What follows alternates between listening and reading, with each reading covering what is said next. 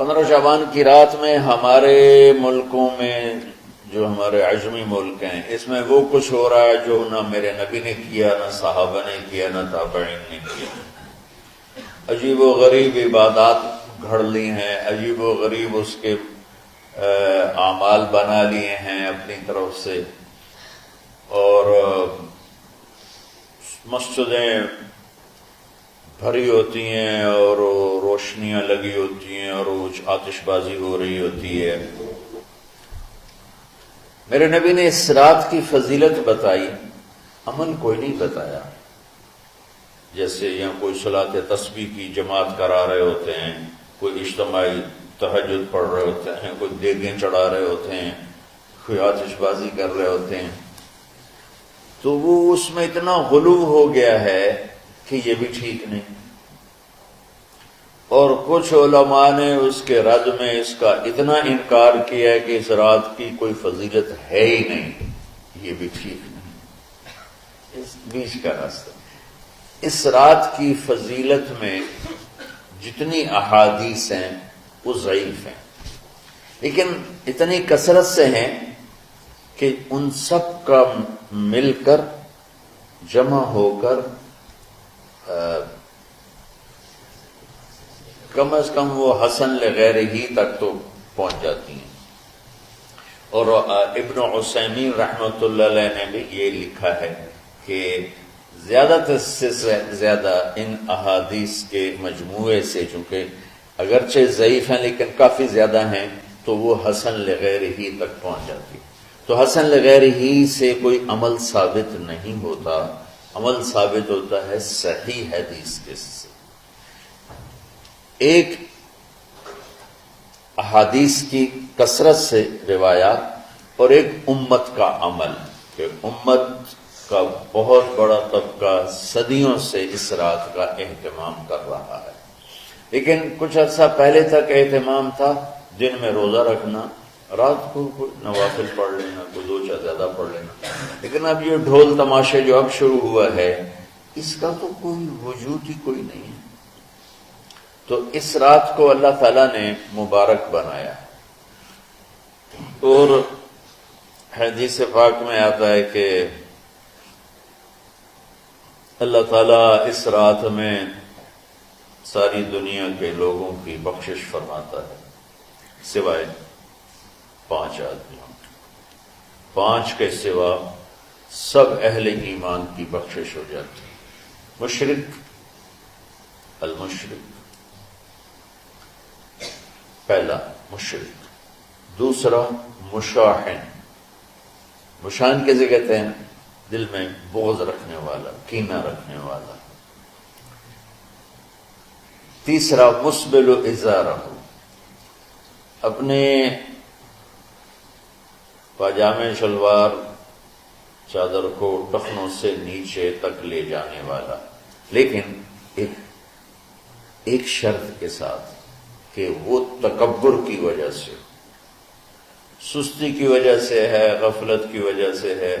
چونکہ جب آپ نے ایک مرتبہ اس کے بارے میں بات کی تو حضرت ابوبکر صدیق نے کہا یا رسول اللہ، میری چادر، عرب چادر باندھتے تھے جیسے ہمارے پنجاب کا لباس چادر تھا، اب وہ کم ہو گیا، ہماری تو بزرگ عورتیں بھی اور مرد بھی سب چادر باندھتے تھے، شلوار تو کسی کو پتہ ہی نہیں ہوتا تھا ہمارے بچپن میں۔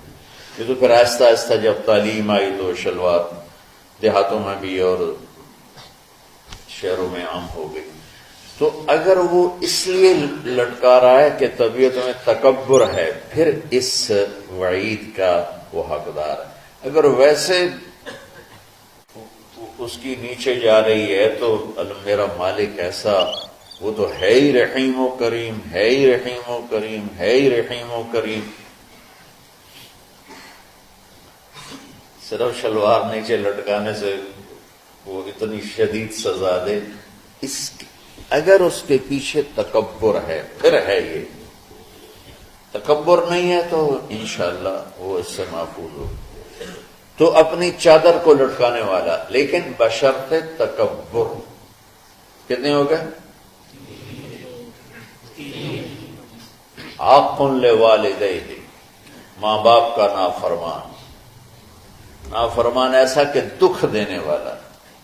چھوٹی موٹی اونچ نیچ تو ہر بچے سے ہو جاتی ہے، لیکن نے والدین کو ٹکڑے ٹکڑے کر دیا تھا اور ان کو دکھ دے دے دے دے کے ان کا سینہ چیر دیا ہو. چونکہ آپ کہتے ہیں پرزے پرزے کرنا کسی چیز کی، تو اپنے دکھ دے کر اپنی بدتمیزی کے ساتھ اس نے ماں باپ کا دل زخمی کر دیا ہو، ایک یہ نہیں معاف ہوتا. پانچواں مدمن خمر، مسلسل شراب پینے والا، مستقل جو شراب کا عادی ہو. ان پانچ کو مؤخر کر دیا جاتا ہے. معافی نہیں ہونے کا مطلب یہ نہیں کہ اللہ تعالیٰ کبھی معاف نہیں کرے گا. معافی نہ ہونے کا مطلب یہ کہ یہ پانچ ایسے گناہ ہیں کہ اس کی وجہ سے بخشش رک جاتی ہے. اگر وہ شرک سے نکل آئے، وہ کینہ سے نکل آئے، وہ تکبر سے نکل آئے، وہ والدین کی نافرمانی سے نکل آئے، شراب چھوڑ دے، تو ان کی بھی بخشش ہو جائے. جب کوئی توبہ کرے گا فوراً بخشش ہو جائے گی. نہ 15 شعبان کی ضرورت ہے، نہ لیلۃ القدر کی ضرورت ہے، نہ بیت اللہ جانے کے ساتھ توبہ کی شرط ہے. جہاں بھی وہ بیٹھ کے توبہ کرے گا، جس لمحے میں کرے گا، اسی وقت اس کی توبہ قبول ہوگی اور اللہ اس کے پچھلے سارے گناہوں کو معاف فرما دے گا.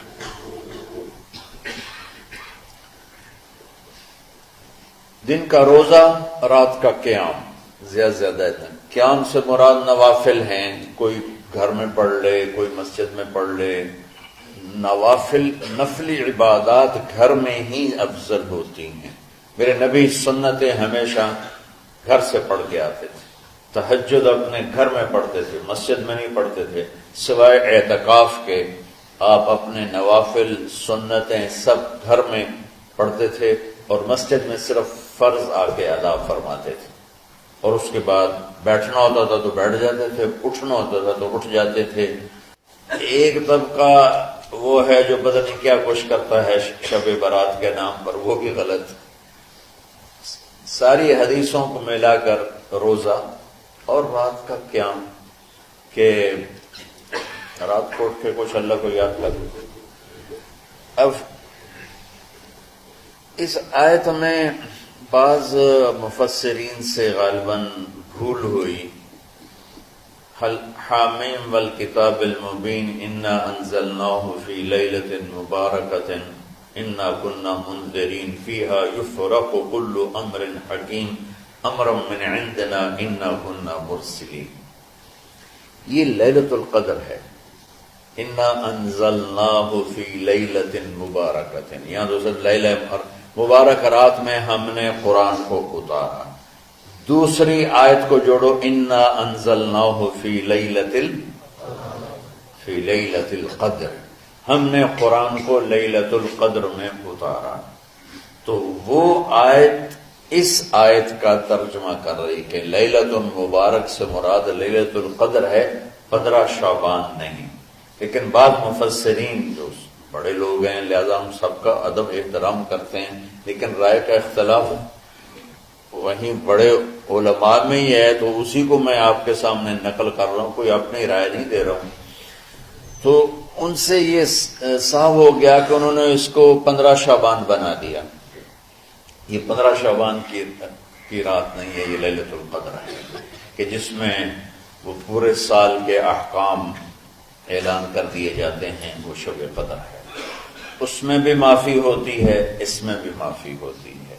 لیکن شب قدر تو قرآن سے، صحیح احادیث سے ثابت ہے، اور شعبان کی رات ضعیف حدیثوں سے ثابت ہے، لیکن کثرت حسن لغیرہ ہی اور امت کا عمل اس میں بہت بڑی گنجائش پیدا کرتا ہے. تو جو بچہ روزہ رکھنا چاہے ضرور رکھے، جو رات کو اٹھنا چاہے ضرور اٹھے، لیکن وہ اتنا نہ اٹھے کہ صبح سبق میں سویا پڑا ہو. تو ایسی عبادت نہیں چاہیے کہ آپ اپنے طلب علم جو فرض ہے اس میں آپ سوئے پڑے ہوں تو تمہارے خراٹوں سے سبق بھی متاثر ہو رہا ہو. تو اعتدال بچوں، ہر چیز میں اعتدال. تو اس میں یہ جو 5 ہیں، ایک مشرک، ایک مشاہن،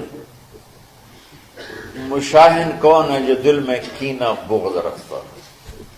اب میں کہاں سے آنسو لاؤں اس بات پر رونے کے لیے کہ ایک تو دنیا داروں کا بغض کینہ ہے آپس کی لڑائیوں سے، لیکن یہ جو دیندار ایک دوسرے سے بغض، اس قدر بغض رکھتے ہیں کہ کافر بنائے بیٹھے ہیں، ایک دوسرے کو سلام کا جواب نہیں دیتے، جنازے میں نہیں شریک ہوتے۔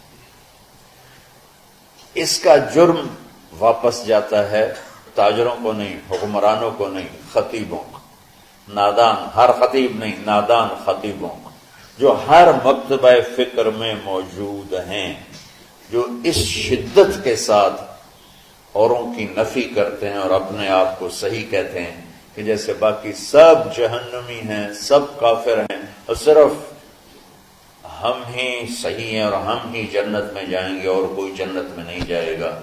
تو جو کہ اس میڈیا کے ذریعے سے بہت سی امت سن رہی ہے، تو میں دیکھو بچوں ہاتھ جوڑتا ہوں، اللہ کے واسطے دین پیش کرنا، کافر کافر کے نعرے مت لگانا اور یہ کافر وہ کافر، یہ کافر وہ کافر، اللہ بڑا کرے۔